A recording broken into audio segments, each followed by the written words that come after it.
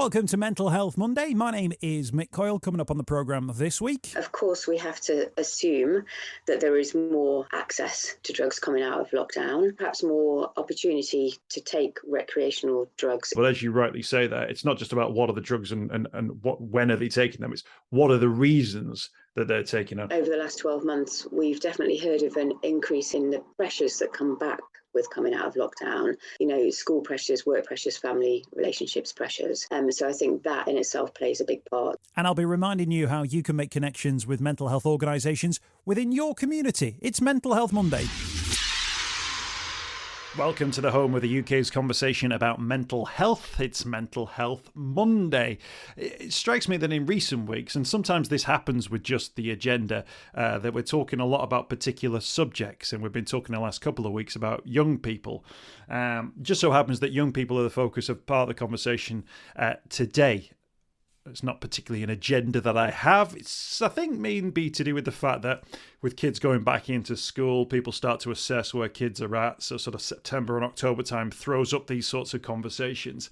But I think each one justifies themselves in terms of the things that they're looking at, the work that they're doing, and hopefully offering a bit of an insight into the lives of young people and all kinds of different people from all different kinds of walks of life. And, episode 260 odd of the podcast, it's probably right that we continue to do that. We are going in a slightly different direction next week. I'll tell you about that as part of next week's programme. But in the meantime, let's focus on the team from The Mix, who once again have offered us a really interesting insight here at Mental Health Monday into the lives of young people. And they've got a new survey, which is really quite an eye-opening one, around the number of young people who are taking illegal drugs. Now, in the last year, in the last 12 months, there's been a 50% increase in the number of young people who have been taking illegal substances. Now, what's happened in the last year? End of lockdown, reopening of the economy, return to nightclubs, return to mixing spaces where young people can get together. So there's been a large increase, a 50% increase in drug use recognised by this survey.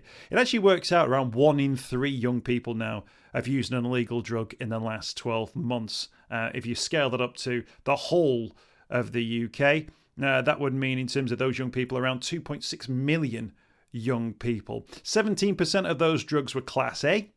And there's also been an increasing frequency of drug use as well. So we'll take a look in a few moments at maybe why that's happening and what it's found and what the survey is looking for.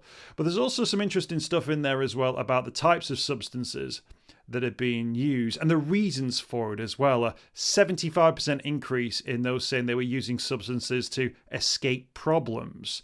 That's around 1 in 5. A similar number of young people use substances to help them cope with a mental health issue or emotional distress. And there's also another angle to this one from a mental health point of view, and that's that 8% of young people say they'd used antidepressants outside of a doctor's prescription within 30 days before that survey. So that's 8%, 30 days before that survey, had been using antidepressants, self-prescribed, if you like. Others use dosing prescribed by their doctor, with young people showing signs of addiction as well. We'll get into what that means. There's also an issue around study drugs as well, amphetamine use that supposedly focus the mind. We'll take a look at those stats as well and maybe ask what the story is then. So there's plenty in this, and there's loads of different stats. I'll put a link to The Mix on the podcast notes so you can find out more about the work that they're doing, but it's really trying to absorb what's going on here. We've got Zoe Bailie on the programme this week from The Mix, really great talker, and has been looking at the results of this survey and kind of asking the question, well, what did we hope to achieve from finding it? And now we've got those stats, what can we do with them? We have been working with young people, under 25-year-olds at The Mix for a very, very long time, and have a huge amount of insights from them, not just things that they tell us, and things that they talk about within our services, but also all of our data that we've been able to kind of look at and analyse over, sort of 20-year period, really, and looking at movements in drug use, in how young people talk about it, and what their thoughts are around it, their attitudes towards it, how they access it, and kind of what next? How can we be a better support service and better amplify those voices that we're hearing about drug use for young people? So we set about last year, and the same time last year, on sort of benchmarking where young people's attitudes were towards drug use, how they were using them, were they using them, and actually trying to get some really accurate insights into that from a survey of 2,000 young people. We were able to do the same again this year so that we could see whether that had changed, see why it might have changed, and whether we as an anonymous free support service could do anything better than we were already doing, and how we could advise other support services to do the same. So so those are the kind of things that we wanted to pull out of this: how to be better ourselves as a support service for young people, and how to really amplify the voices of young people who had something to say about drugs, whether they were an issue in their lives or whether they were helpful in their lives. So when we talk about headline figures, 1 in 3 young people have used an illegal drug in the past 12 months. Now, compared to the year before, bearing in mind the year before was a little bit disjointed, it's 1 in 3 this year. Last year it was between 1 in 4, 1 in 5. So that's a sharp increase. But first and foremost, that 1 in 3, 16 to 25, is that a surprising number for you? Is that where you thought the numbers would be? That's a really, really good question, because some people that I've spoken to about this have been incredibly surprised at how low that is. Others are like, well, yes, kind of thought it might be that. But definitely the biggest reaction has been, gosh, I thought it would be more.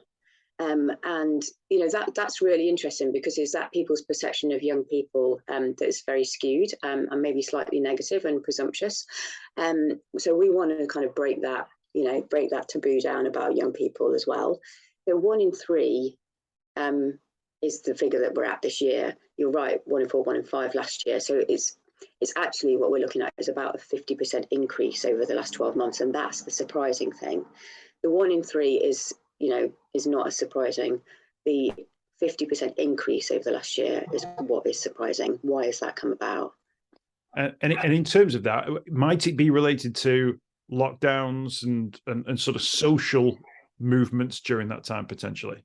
Yeah, definitely. I mean, yes, we're of course we have to assume that there is more access to drugs coming out of lockdown, and perhaps more opportunity to take recreational drugs in a fun environment.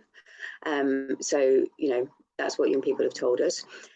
So those things definitely, but also over the last 12 months, we've definitely heard of an increase in the pressures that come back with coming out of lockdown. School pressures, work pressures, family relationships pressures. So I think that in itself plays a big part. So access to drugs, being able to actually get hold of them more easily, more readily available, not being locked in a house all day gives you more access to them in itself. But on the other side as well, there's definitely more pressures associated with being back in the outside world, being back at school every day, being back in education or employment every day.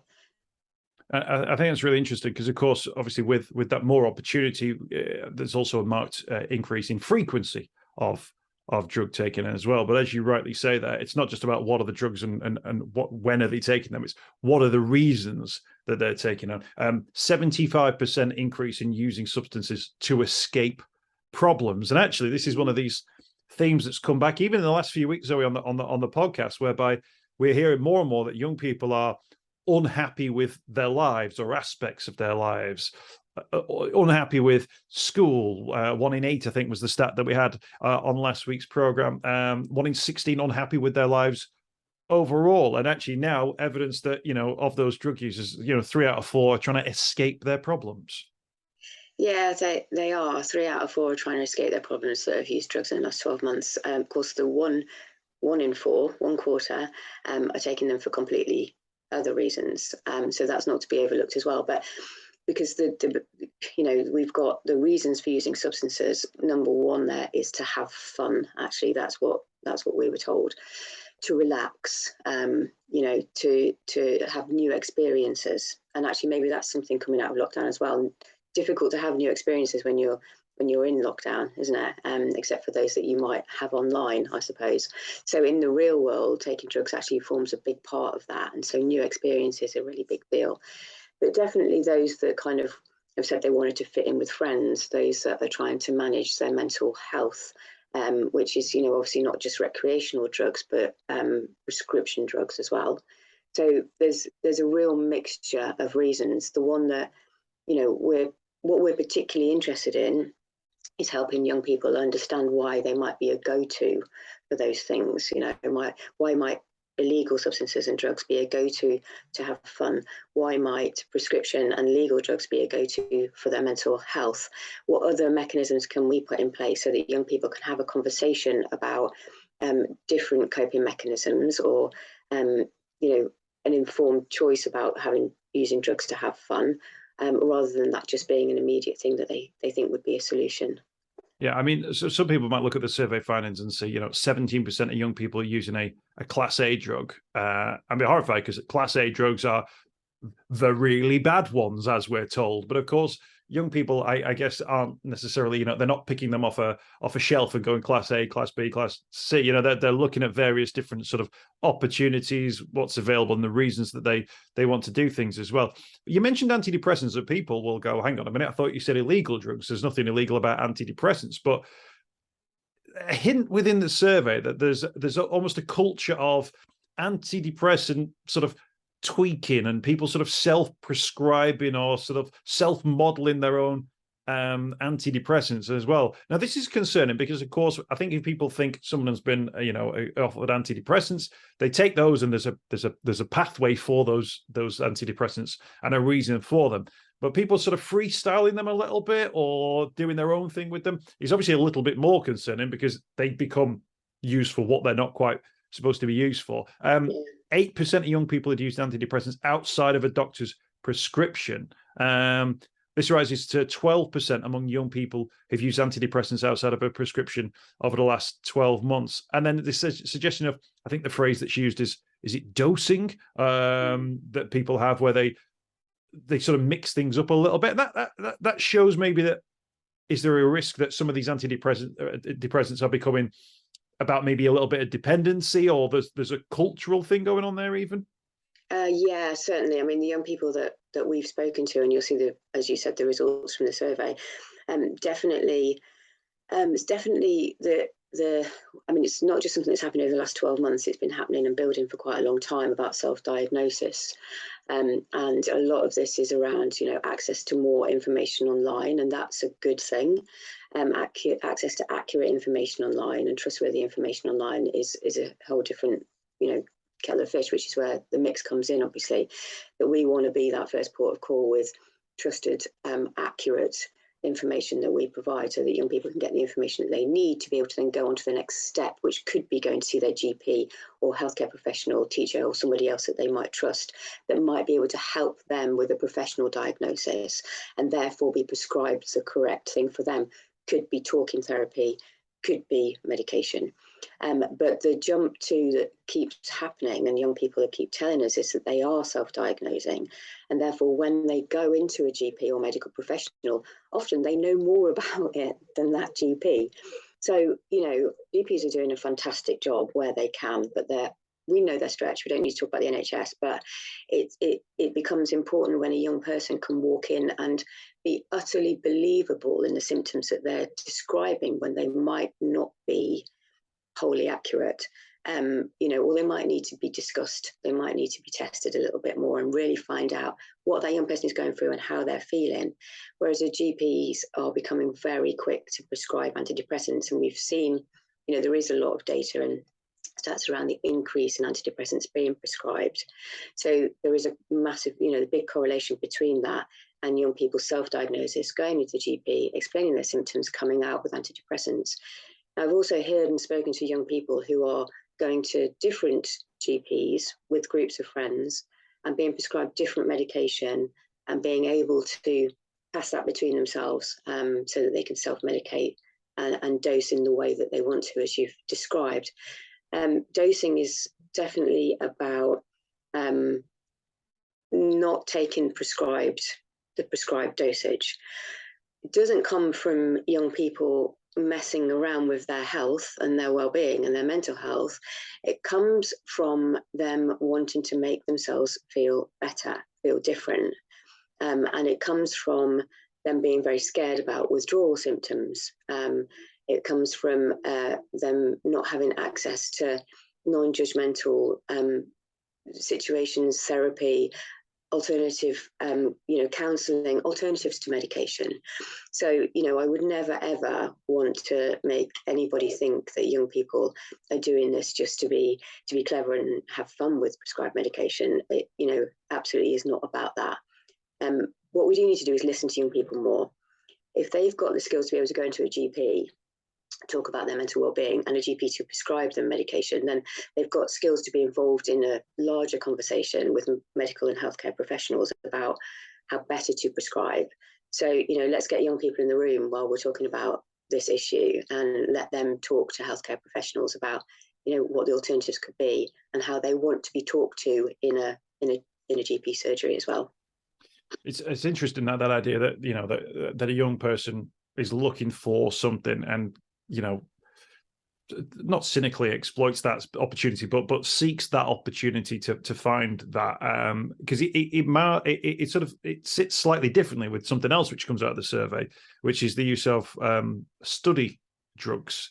These sort of drugs which we are told, I've never taken them, are told that focus the mind, and I think they're often given to people who are, for instance, with ADHD, that. And you used to hear stories about this, that kids would take these drugs because it would help them study, it would help them stay up late, combined with energy drinks and things like that. It would allow them to work late into the night when exam pressures were high as well. The survey sort of found that the use of these is still very much there. Is it a habitual thing? Is it linked to certain exam times? Or what's the story with study drugs in young people at the moment? It's definitely we're hearing it's on the increase, whether people are talking about it more.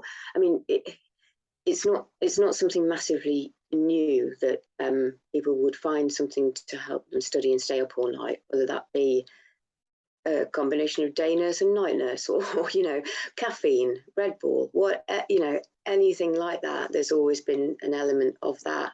But this is something that we've, as you say, we've definitely seen young people on the increase of using amphetamines in this way. You mentioned drugs that are used for ADHD, such as Ritalin. That is being prescribed more. Again, prescription issue here, but that's being prescribed more. But you can also readily buy that in the same way that you can buy, any drugs online. So the access to that, I think, is probably an issue that needs to be looked at and dealt with across all of the kind of online medication sales. But the habitual use of it is a really interesting thing, because the habitual use of these drugs and the overprescribing of these drugs might absolutely lead to a young person's dependency for a lifetime. If this is what you use when you're young to be able to get through exams or experiences in life, then it's something that you can become really, you find that then is the only thing that's compatible with a moment of stress or needing to stay up all night, whereas other study mechanisms perhaps are not coming forward clearly enough for those young people. So maybe that's an issue for education.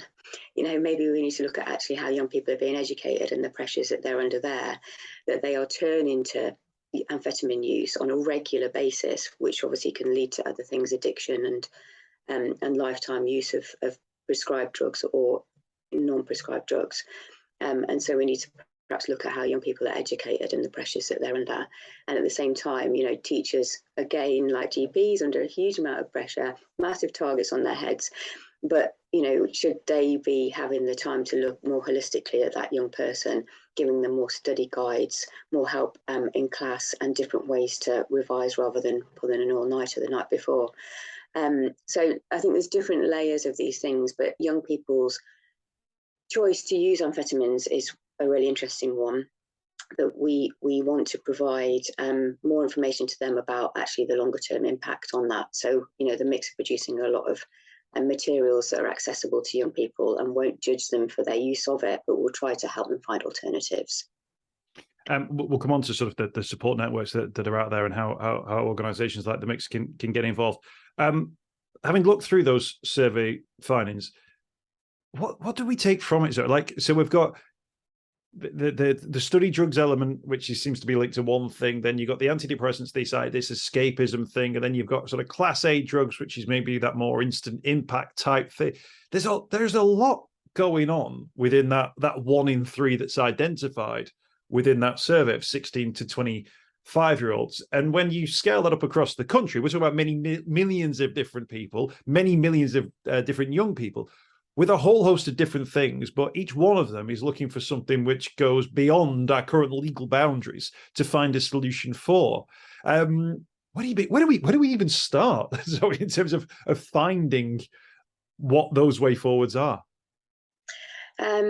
Yeah, I mean that's a great question. That's kind of really hard to answer. Except for our place to start. My place to start would be asking young people.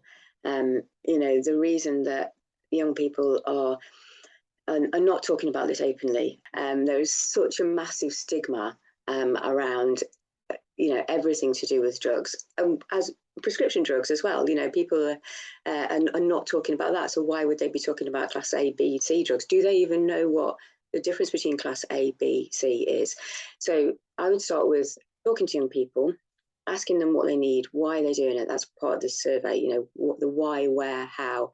We're learning things from this survey, such as more young people in employment are taking illegal drugs than those in out of employment, or students. It's really interesting things like that we're finding out, breaking down assumptions, breaking down taboos. So let's talk to young people about what they need, why they're doing it. Let's talk to them about what would make them seek alternatives if they're using it as a support drug, for their well-being. What alternatives could there be? What else could they access? What isn't there for them right now? This is the most interesting part. What isn't there for young people right now that is making them turn to drugs as a therapy option, or as yeah. I mean, that's a great answer. I guess if you then threw this towards, I tend to say the government, I feel like it might be different by the time even people listen to this, given everything that's gone. But if you put this towards the government, they will respond by saying, I would guess they were talking about police numbers, arrests. They would talk about cracking down on cartels or whatever it would be. From a global point of view, this is not necessarily just within the UK.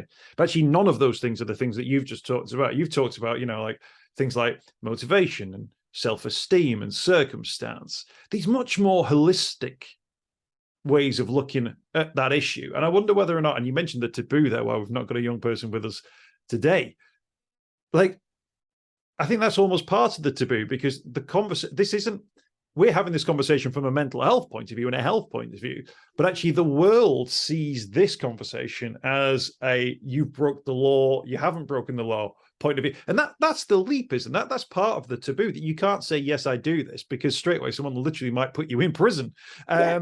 As opposed to, I do this because I need help. I do this because I am low in confidence. I do this because I've experienced some really terrible and difficult things that I want to try and forget and escape from.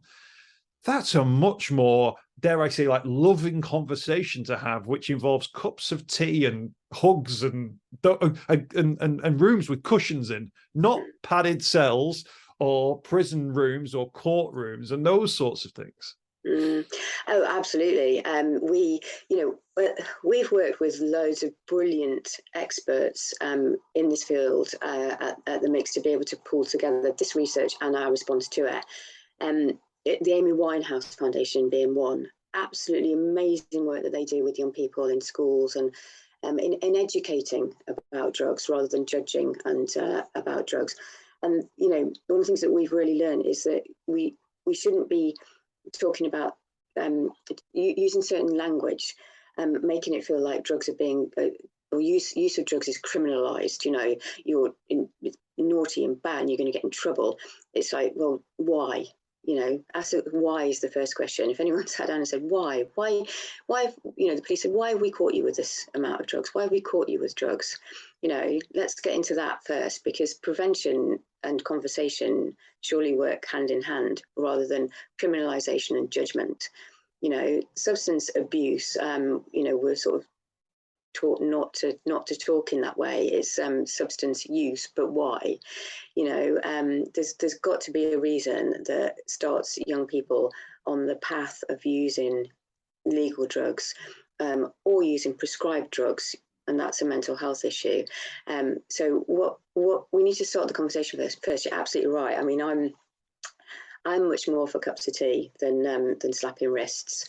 I do understand why there has to be a balance, but I don't understand why there has to be negative language and stigma and taboo, because everybody will shut down and nobody will talk about it. And we've got quite different results in our survey than the NHS would get or government would get, because we're trusted in a different way and it's anonymous. And the sort of questions that we ask and the response to it is supportive and non-judgmental. Whereas, everybody else is very scared that if they say anything about misuse of drugs or using drugs for a certain reason, they're going to get into trouble. Let's look at the why instead of the sort of punishment.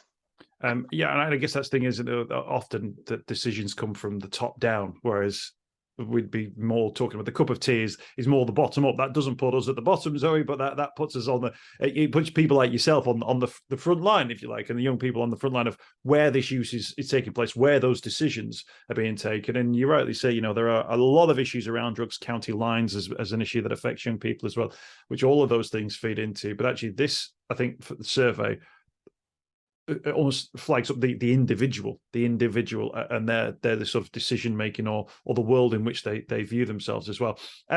What do you do with these stats now, Zoe? We talk about the sort of the signposting to it as well. You now know that if you do speak to young people as part of the mix, that at least 1 in 3 will respond or will have the experience to respond to this in terms of illegal drug use. So what do you do, and what are you able to offer?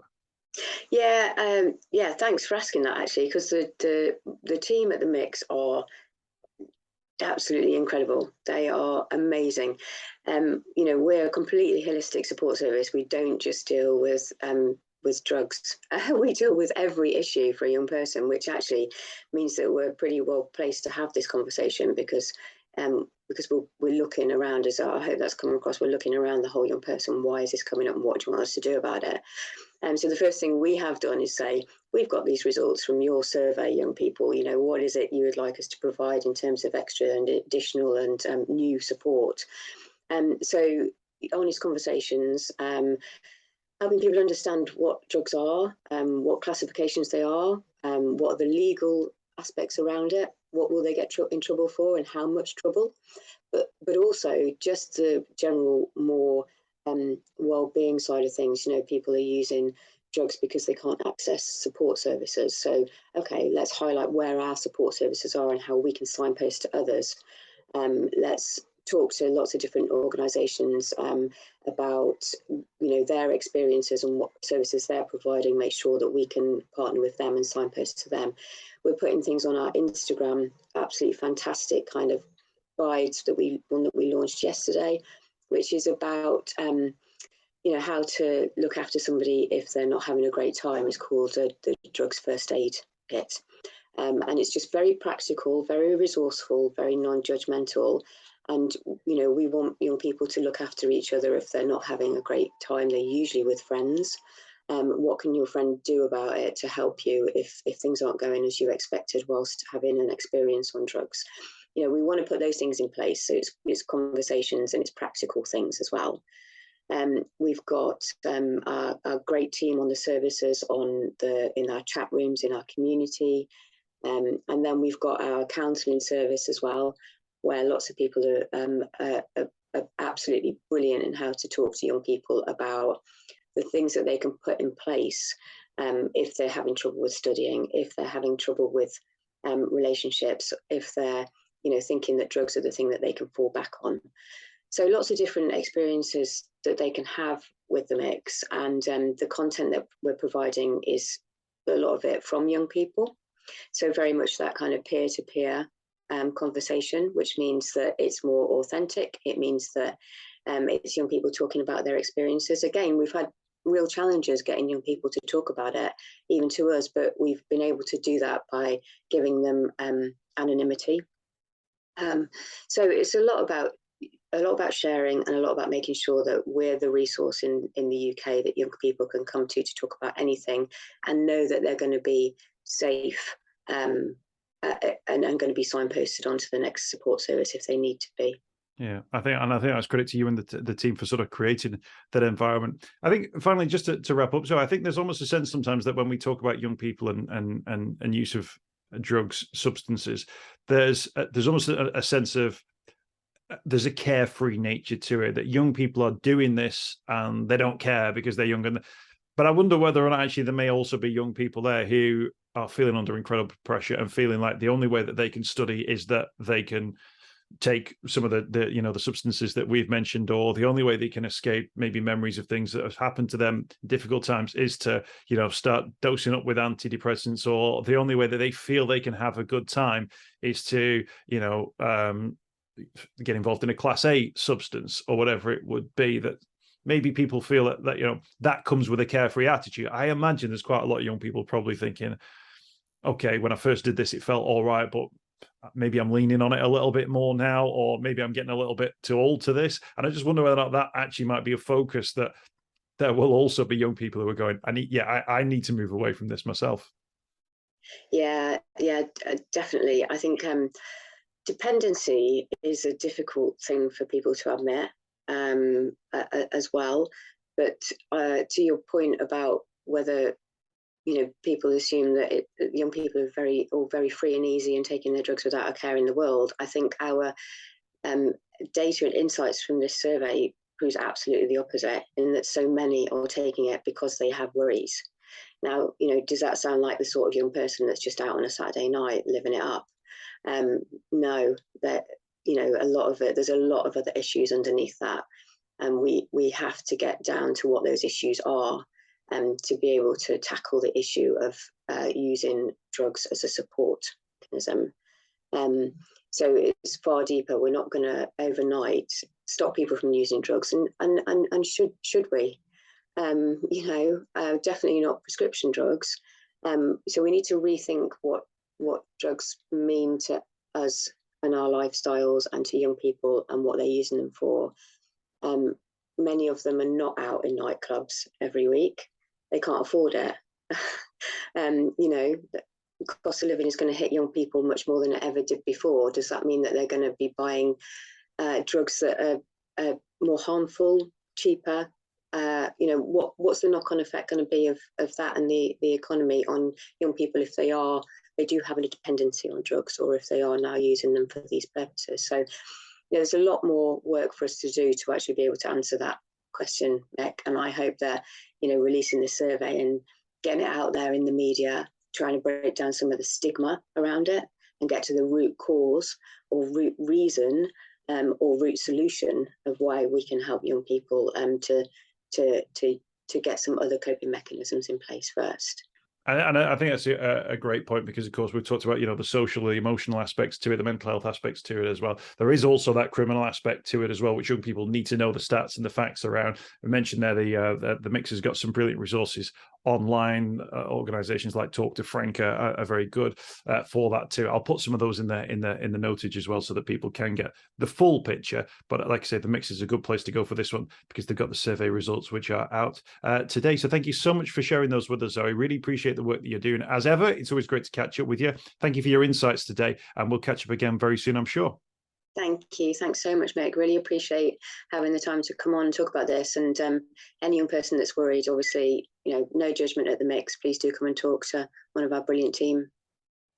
I hope you've enjoyed this week's podcast. Thanks for checking out Mental Health Monday. My name is Mick Coyle. You can find me on Twitter at Mr. Mick Coyle. You can also find me, Mick Coyle, on Facebook as well. Don't forget, if you want to speak to somebody about your mental health, you can do so. The Samaritans, free to call on 116 123. You can find mental health services where you are. Just look for the Hub of Hope. Type in your postcode. It'll find those mental health services close to you. And for support in a crisis, you can text SHOUT to 852 85258. That's if you're experiencing a personal crisis, you're unable to cope and need support.